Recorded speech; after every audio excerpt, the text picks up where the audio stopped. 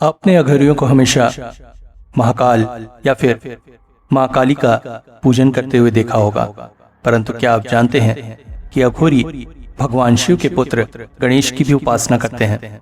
भगवान गणेश के इस रूप को अघोर गणेश के नाम से जाना जाता है। वैसे तो गणेश जी अत्यंत शांत और सबके प्रिय हैं, लेकिन अघोर गणपति को बेहद ही उग्र और भयावह माना जाता है।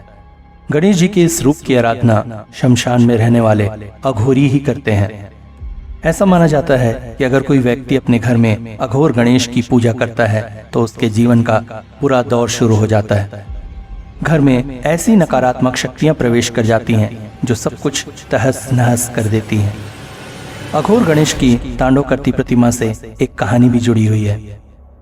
कहते हैं एक अघोरी द्वारा गणेश को तांडव करते हुए रूप में प्रकट किया गया था और इससे कई परिवारों का सर्वनाश हो गया था। ये बात सन 1765 की है, जब भारत में पेशवाओं का राज्य था और गद्दी पर बैठे पेशवा थे सवाई माधवराव। माधवराव लंबे समय से बीमार थे और लंबे समय तक उनके जीवित रहने पर भी प्रश्न चिन्ह लगा हुआ था। माधवराव के चाचा रघुनाथ राव अपने भतीजे के मरने का इंतजार कर रहे थे, क्योंकि उसकी मौत के बाद वो उस गद्दी को हासिल करना चाहते थे। अपने भतीजे का इंतजाम करने के लिए उन्होंने मैसूर में रहने वाले एक अघोरी तांत्रिक से संपर्क किया।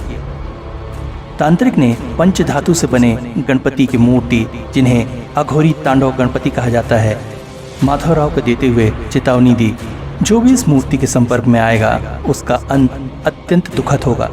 हालांकि माधवराव की मृत्यु के पश्चात उनके छोटे भाई नारायण राव ने गद्दी संभाली।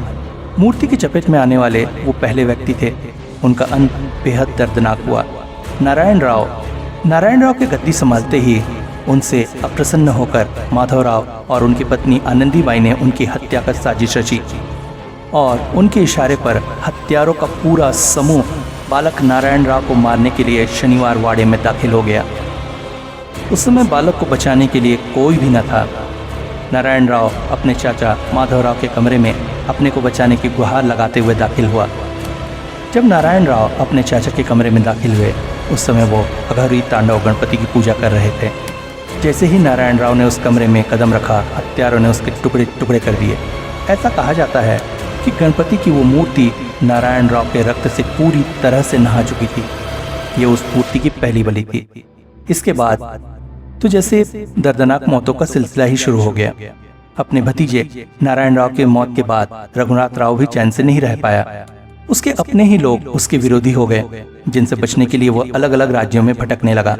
रघुनाथ राव को पूना भागना पड़ा, जहाँ एक पीड़ादायक बीमारी से उसकी मृत्यु हो गई। रघुनाथ राव के कर्मचारियों ने एक कस्बे में उस मूर्ति को जमीन में गाड़ दिया, ताकि इस मूर्ति से और किसी को मृत्यु न प्राप्त हो। समय बीता और ये मूर्ति सतारा में रहने वाले एक साधु के पास पहुंच गई। लोगों का कहना है कि जिसके हाथ में ये मूर्ति पहुंची, उसका पूरा परिवार तबाह हो गया, यहाँ तक कि उसकी पीढ़ियां भी तबाह हो गई। सतारा के जिस साधु के पास ये मूर्ति पहुंची थी, उसका जीवन भी तबाह हो गया। इसलिए उसने इसे अपने घर के पीछे वाले कुएं के अंदर फेंक दिया और फिर अलग अलग हाथों से होते हुए मूर्ति एंटीक चीजों के शौकीन अंग्रेज मिस्टर मॉक के पास पहुंचे। मूर्ति मिलते ही साथ उनका बेटा मानसिक रूप से बीमार हो गया। मॉक दिवालिया हो गए। उन्होंने यह मूर्ति अपने दोस्त आंगेयर को नष्ट करने के लिए सौंप दी। आंगेयर ने सोचा कि अगर मूर्ति इतनी शक्तिशाली है तो इसे नष्ट भी पवित्र मंत्रों के द्वारा ही किया जा सकता है। इसलिए वो इसे लेकर कांची के शंकराचार्य के पास पहुंचे। शंकराचार्य उसे देखकर बोल पड़े, जितनी जल्दी हो सके वो इस मूर्ति को इस पवित्र स्थान से दूर लेकर चला जाए। अयंगार मूर्ति को लेकर अपने घर मद्रास आ गए और आते ही उनकी पत्नी का देहांत हो गया और इस सदमे में उनका बेटा पागल हो गया। कहते हैं 1960 में अयंगार ने इस मूर्ति को थम्बुचेंटी स्थित एक मठ में दान कर दिया। इसके बाद उस मूर्ति की कोई भी खबर किसी को नहीं है।